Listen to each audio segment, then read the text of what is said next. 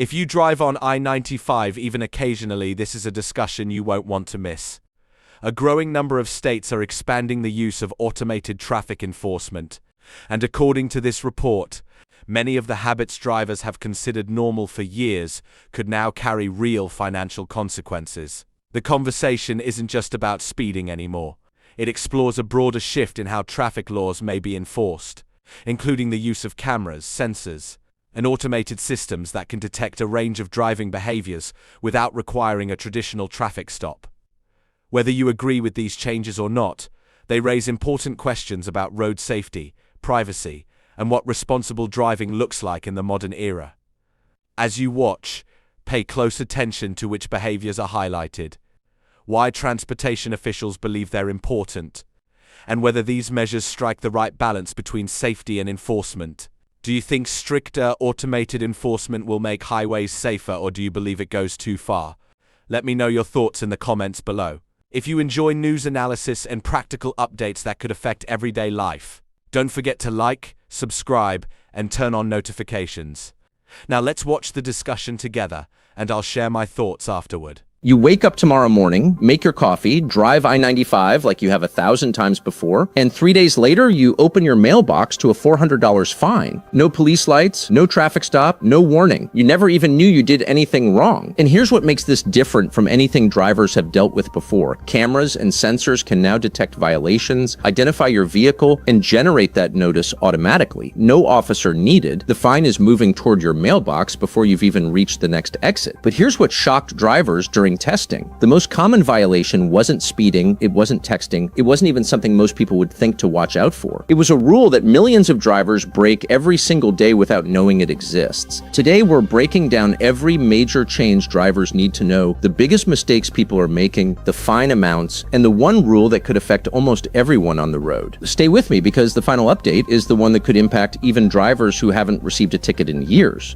Before we get into the changes, let's talk about why I-95 matters so much.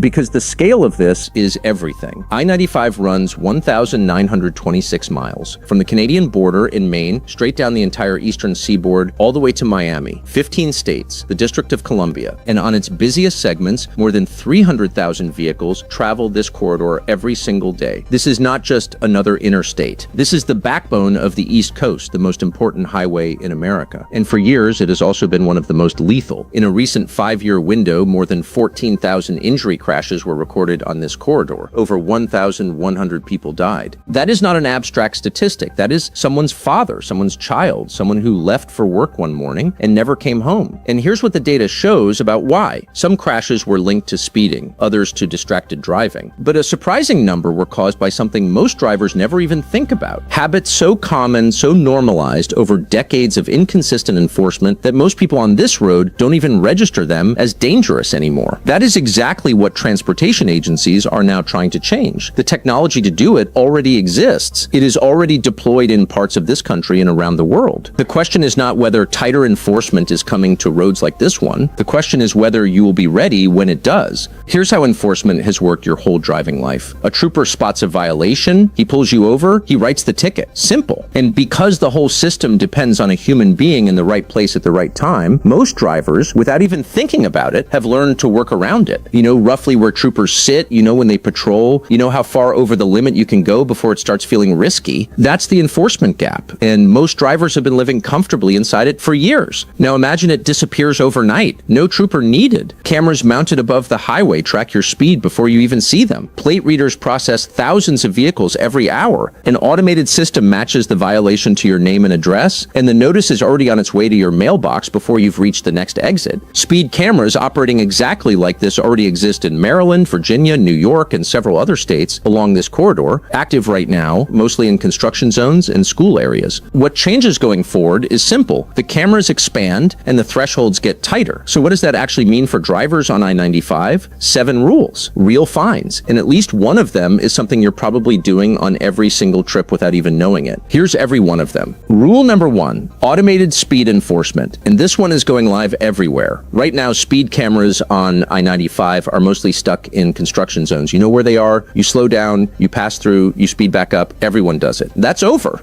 In a fully automated model, permanent overhead radar arrays get installed at 47 additional locations across the corridor, not just construction zones, but any stretch of highway where crash data flagged it as high risk. But here's the part that's going to genuinely catch people off guard. The threshold changes. Right now, most automated systems don't trigger until you're 10, maybe 11 miles per hour over the limit. That cushion disappears. In standard zones, it drops to 6 over. And in any segment within 10 miles of a major urban interchange, which covers a massive portion of this corridor, it drops to just 3 miles per hour over the posted limit. That means if you're on a 65 mile per hour stretch near a major interchange and your speedometer reads 68, you just got a notice in the mail. You didn't feel reckless. You probably didn't even notice, but the system did. First offense in a standard zone starts at $75. High density area, that jumps to $125. A second violation within 12 months hits $250. A third hits $400. And at that point, your state can start adding license points on top of the fine. Now ask yourself honestly, how many people do you know who drive I-95 at exactly the speed limit? Think about that. That's rule 1. And it's not even the one that's going to surprise you most. Rule number 2, minimum speed enforcement. Now here's the one I promised you at the start, the one almost nobody is talking about, the one that in every pilot testing model generated more violations than speeding, more than tailgating, more than anything else on this list. Most drivers do not even know this rule exists. Every major highway in America has 2 speed limits, a maximum and a minimum. On I-95, in most standard travel lanes, that floor is 45 miles per hour. Not a suggestion, it's a legal requirement. And here is the truth that is going to make a lot of people uncomfortable. Driving too slowly in a through lane is already illegal.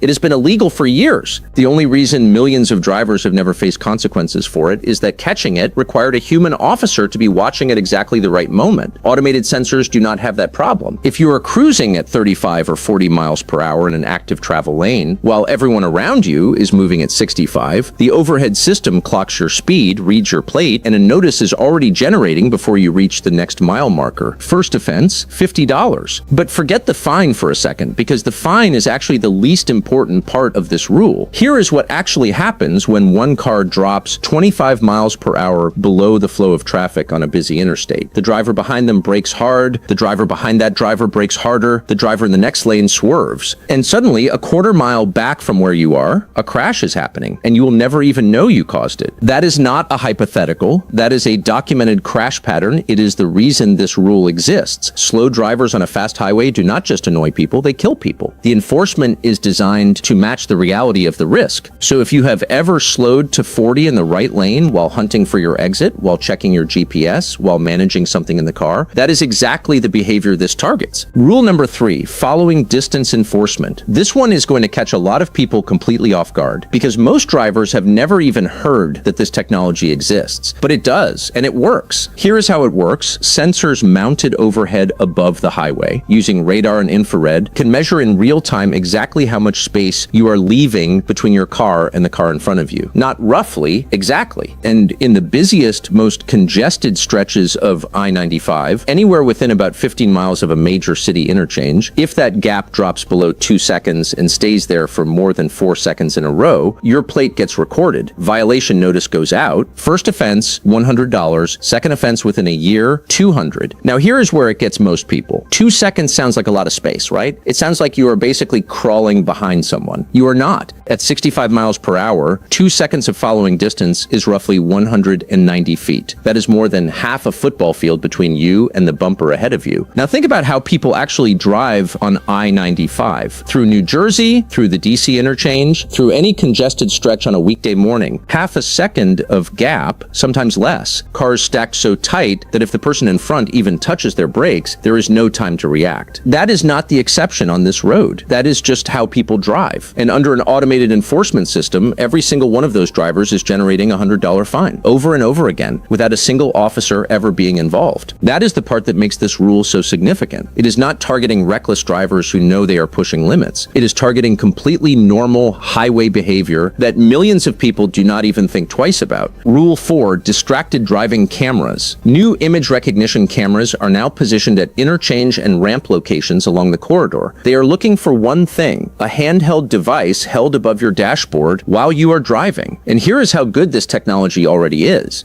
During an 8-month pilot at just 3 locations, it flagged handheld device use in 1 out of every 8 vehicles during peak hours. 1 in 8. A human reviewer confirms every flag before a notice goes out, so this is not a robot making a snap judgment. But if the camera sees your phone in your hand, the reviewer is going to see it too. The fine starts at $150 in most states. In New York and New Jersey, where the laws are already stricter, a first offense can hit $450. The camera does not care if you were changing your music. It does not care if you just glanced at a text. It does not care what your reason was. Put the phone down before the interchange. Rule 5, HOV lanes. The carpool cheats are getting caught. You know that person who throws a jacket on the passenger seat and slides into the HOV lane alone? That trick is done. Overhead infrared cameras combined with AI can now look down into your vehicle and estimate how many people are actually sitting in it. One person? You get flagged. A reviewing officer confirms it on live camera before the notice goes out, so there's no "the system made a mistake" argument. And the fines vary a lot depending on which state catches you. Florida hits you for $65, Maryland $90, Delaware and New Jersey $75, Virginia bumps it to $125, and New York and Connecticut start at $150 plus whatever license points your state decides to stack on top. The HOV lane was never worth the gamble. Now it really isn't. Rule 6, commercial vehicles. Now this one is not about you directly, but it affects every single person on this road. New weight sensors embedded in the actual pavement can measure the full gross weight of an 18-wheeler moving at highway speed. No pulling over, no weigh station exit. The truck keeps moving, the system does the check, and if that truck is overweight, it gets flagged and directed to enforcement automatically. Why does that matter to you in your car? Because right now, every time a commercial vehicle gets pulled out of traffic for a weight check, it creates disruption, merging, braking, that ripple effect you feel for no obvious reason. That problem goes away, traffic flows cleaner. And overweight trucks, which cause serious road damage and are a genuine safety risk, no longer slip through just because there was no officer available to catch them. It is a quiet change, but you will feel it. Rule 7, and this one is going to surprise you. The number one violation generator in this entire system is not speeding, it is not tailgating, it is not even your phone. It is an expired registration. Every single time your plate passes under a gantry camera, the system runs it against a live database. Current registration, current insurance, in real time, no delay. And if your registration has been expired for more than 30 days, an automated notice goes straight to your mailbox on top of whatever your local authority has already issued. That fine starts at $100 plus fees. Now here is why this hits so many people out of nowhere. Millions of drivers have been riding around on expired registrations for months, sometimes years, and never got caught. Why? Because catching it locally requires a human being to notice your sticker, and most of the time nobody does. The camera does not get tired, it does not miss you because it was watching someone else. It reads your plate, hits the database, and if the record says expired, the notice is already moving before you reach the next exit. Check your registration today before you drive that road again. This technology is not science fiction. It already runs on highways in the UK, Australia, the Netherlands, and parts of the US right now. It is expanding, and when it reaches your road, the system will not care about your habits, your excuses, or how long you've been driving that way.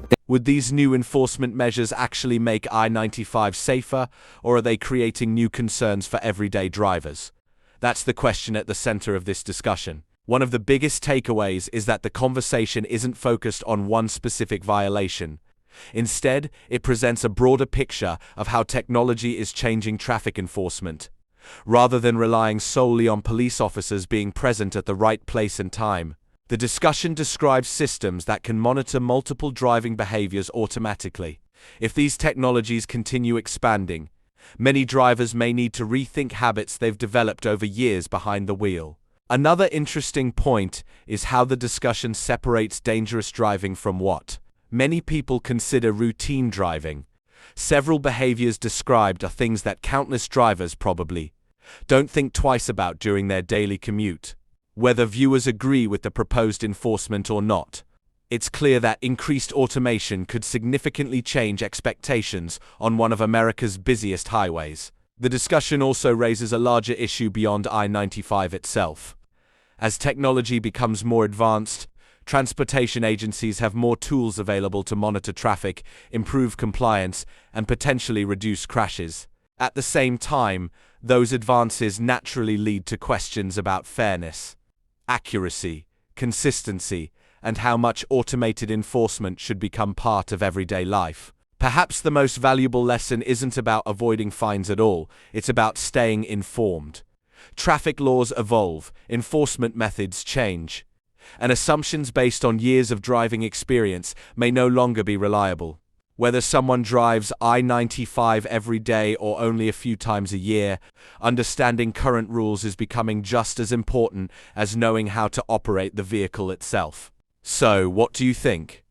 Would stricter automated enforcement make highways genuinely safer, or do you believe education and traditional enforcement remain the better approach?